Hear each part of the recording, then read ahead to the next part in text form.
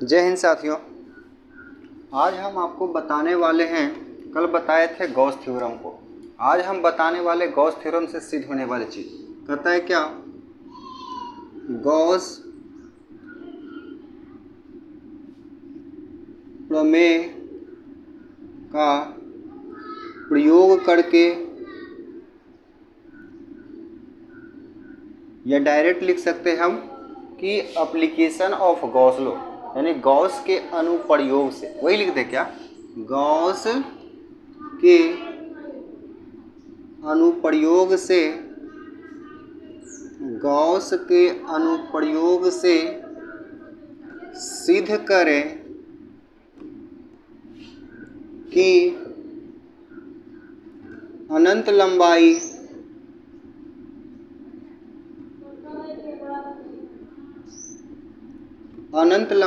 तार के कारण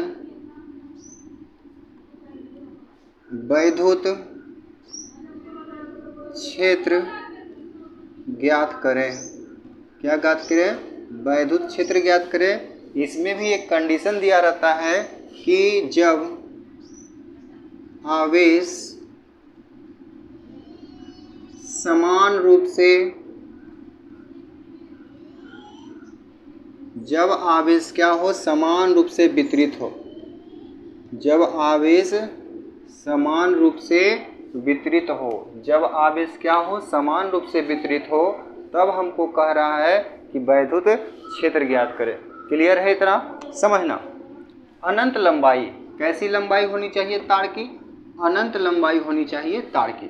ध्यान देना, ये एक तार लेते हैं, ऊपर से भी अनंत, नीचे से भी अनंत, अनंत लंबाई के लिए तार। अब इसमें कहता है कि सब पर आवेश जो है वो समान हो। क्या हो? समान हो। क्लियर है? क्या हो? आवेश समान हो।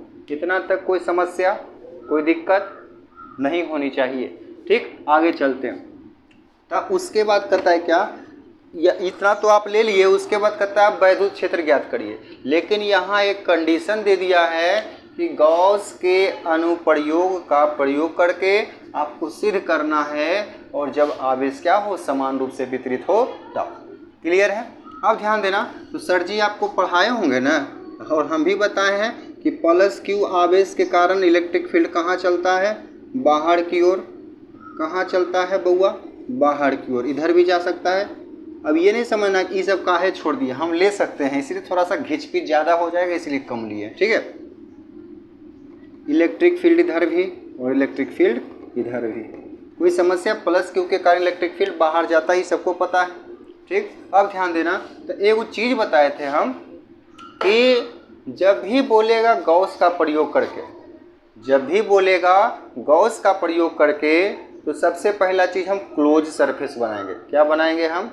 Close surface. जब भी बोलेगा गॉस के अनुप्रयोग, तो सबसे पहला दिमाग लगाएंगे कि गॉसियन जो सरफेस होगा, जो गॉस होगा सरफेस इसका, वो होना चाहिए क्लोज्ड। ठीक, क्या होना चाहिए? क्लोज्ड। उसके बाद सिमेट्रिकल होना चाहिए। क्या होना चाहिए? सिमेट्रिकल होना चाहिए, सममित होना चाहिए। क्लियर है? ठीक, उसके बाद जो फ्लक्स होगा, वो तो सबको फॉर्मूला याद है, EDA होता है। इतना तो सबको पता है, इंटीग्रेट करते थे, जो भी लघुगणक करते थे वो करते थे। तो यहाँ पर एक काम आया कि आपको तो करना है ये क्लोज सरफेस। तो सर जी बताए थे और हम भी बताए थे, क्लोज के लिए क्या करते हैं? रिंग पहना देते हैं, ब्याह करा देते हैं। ठीक है, समझना। उतना उतारो, पहले हम मिटाते हैं। उधर उतार लिया, चलो नहीं उतारा स्क्रीनशॉट ले लेना। ठीक है, अब ध्यान देना। अब यहाँ एक कंडीशन बना कि आपको क्लोज सरफेस बनाना है, तो एक बनाते हैं सिलेंडर।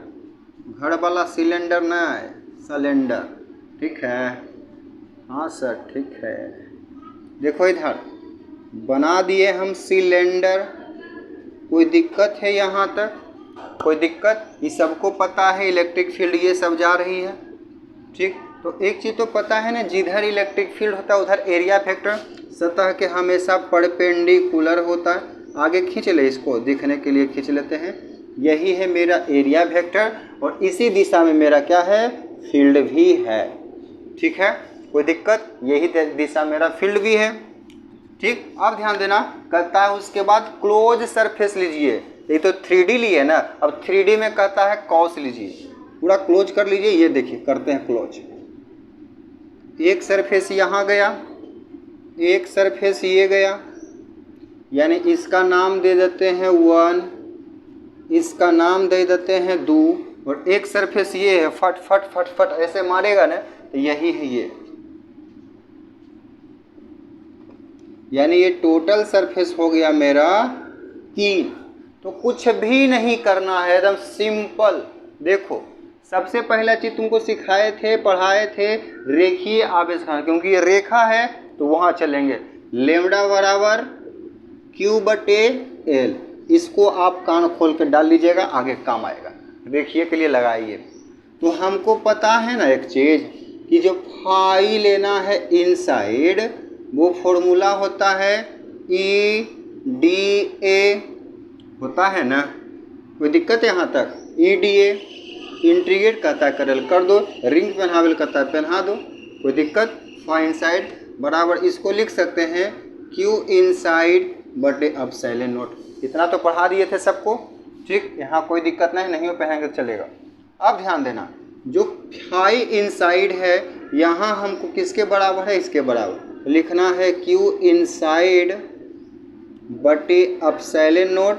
अब ध्यान देना, ये जो फ्लक्स गुजर रहा है कितना जगह से, एक ये, एक ये, एक ये, टोटल 3 जगह से। कितने? तो 3 को बनाओ, हो गया EDA cos थीटा, यानी ये एरिया वेक्टर 1, ठीक, प्लस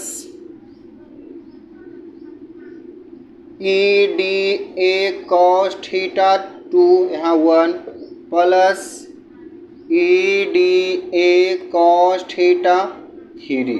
उम्मीद है यहाँ तक क्लियर होगा। टोटल 3 जगह से निकल रहा था, 3 को बना दिए। क्लियर है? ऊपर मिटा रहे हैं हम।